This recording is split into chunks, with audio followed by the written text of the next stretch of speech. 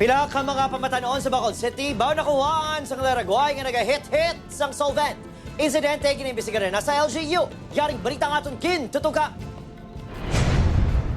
Sa siningang mga Laragway, makita ang tuwalya pag-hit-hit sang tatlo ka mga kabataan sa solvent sa tubang sang isa ka bake shop sa Barangay 39, Bacolod City. Gilayon yung pang rescue sa LGU ang kabataan nga nagaedad 11, 13 kag 17 anyos. Mga residente sang Barangay Singkang Airport, wala nagatubang sa news team ang ilang mga ginikanan. Ang ato ni existing laws for children decriminalize na iya ang ilang acts no naupod na dira ang sniffing of rugby. So hindi naton sila yaya sa abibis ang iban pwede lang sila yaya nga dakpon no kay cover na siya ang children at risk no. Kilala sa mga residenteng tatlo ka mga nadakpan. Ginatawag ko noong mga ini nga parking boys. Gakuan sila, pasaka-saka da pasahero. Gapakuan, gapatras-atras.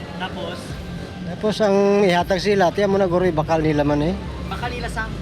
May mga rugby. Ambot kay Shabu magunong iban ba? Paukalamo na di sila, itong mga 5 o 6 na di sila kabata. O gani ka luluoy blaw. Dapat na tani, galing huwag mo na guro ba si mga ginikanan guro. Masami, nagatambay ang mga kabataan lapit sa pila ka mga establishmento sa lugar. Nagkakabala kamaan ang pila ka mga customer nga manghalit ang mga ini. Base balikan kami bla.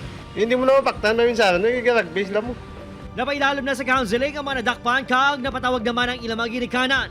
May liability ang mga ginikanan kahit sila gidya dapat no but kabaluan kita nga damo-damo man factor. So parts ng intervention is ginalabot sila ginaistorya gid ang mga ginikanan kag ang first step in dealing with children at risk no is actually partnership siya sa barangay. Halin Enero 2026, naglabot na sa kapin 20 ka children at risk sa na-rescue sa LGU.